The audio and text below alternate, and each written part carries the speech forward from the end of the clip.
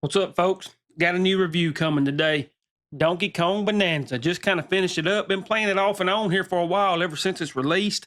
I've already mentioned it once. Me and my daughter talked about it a little bit.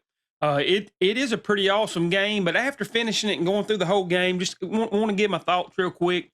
Before I get into my thoughts, just for the ones that just want to know quickly, I give it. It's probably a solid 90. It's an A. It's not all the way at the top for me. It'll be right there at that 90s level. The reason it gets that, we'll just start off first with the production value. It's almost like playing a Pixar movie or something. It looks so good. The animations look good. It's just a beautiful, bright world. The contrast of the games I play. I know my wife come up here one day and it was on. It was so bright up here. Normally, I'm playing uh, something darker. Even the context of the game is darker, and it was just a what's it called a breath of fresh air, however you say it. That just the difference in a Nintendo game, and the Mario's do it, the Zelda does it, and now Donkey Kong has done it as well. That you just love playing in that world. Of course, you love Donkey Kong. His animations, he's just a likable, big old, just almost like a big hunk of a teddy bear or something. He's just fun. All the other characters are fun. The other little monkeys running around, even the little rock critters, they all have their own type of personality. Pauline has hers. She's a fun little character. Uh, it's just a fun game, and it takes me back to when games were more about just, even though there is a story and it makes sense. You can kind of you if you if you're following along with it. But I didn't really care. There's even these little rocks you can read, and it tells you more about the worlds. I'll be honest, I didn't really care about any of that. I was just having so much fun running around, tearing stuff up, finding new things. It's very addictive. It is a super, super addictive game. Uh, and that's why it's so good. It has that Nintendo gotcha to you, where you just want to keep playing it and keep going with it.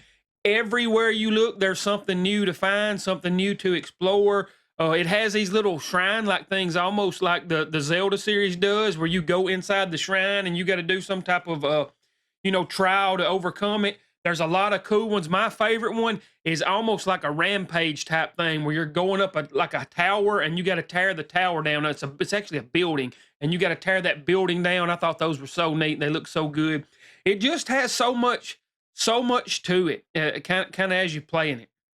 But on that note, I also think that's a fault.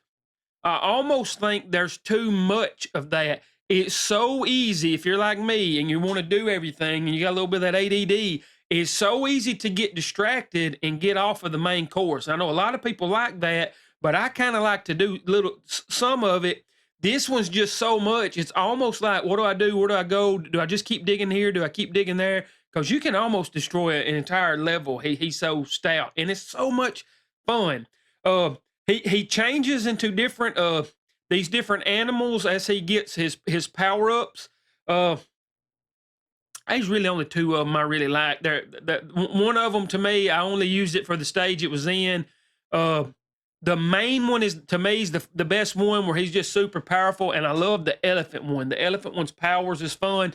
The other two, I only used them when I had to use them. I personally didn't really care for those two that much.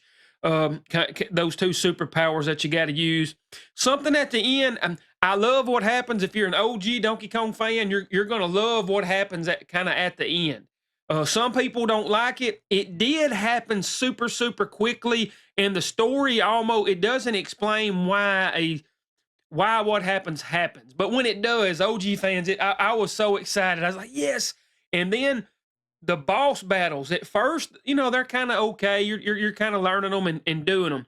When it gets up to the end, some of them boss battles are so good. That last boss battle is really, really good. They can be frustrating, but you can, as you collect the bananas, which gives him power ups, you can level Donkey Kong up and get him stronger as you go. But I really did like that. Now, after you beat it, there is a little bit of an end game, and I looked online to see what it was. I personally don't think it's worth what you get at the end of the end game. Some people will, but there's so many games out right now and so many more things I want to try. I'm personally just going to skip that. because it is a lot of the same. It's very grindy. You got to go through it and find all them bananas. You got to collect all these coins to unlock different things. And I just ain't feeling that. Uh, so that goes back to that fault. I almost think there's too much to do in it, almost too much, which that can't be too big of complaints. Another complaint I'll give, it slowed down a lot. Now, I mostly played, I don't really use my Switch too much in handheld. It's very rare when I do. I had it docked, but there, in the heat of those big battles, there was a good bit of slowdown in the game. I kind of thought that was kind of weird. Usually Nintendo games are pretty optimized. Uh, but it does have some slowdown. Again, a little bit of the story, I thought that, again, and the story don't matter a whole lot. You're really just playing it for fun. But a little bit of the story dragged, or stuff happened that was just a little bit confusing. And then I'm telling you, it's so daunting because there's kind of so much to do. And the way my mind is, I'm just kind of all over the place and I couldn't really focus. But as far as just wanting to play and just do something cool, hey, the game's a 10 on that, just getting in there in the gameplay.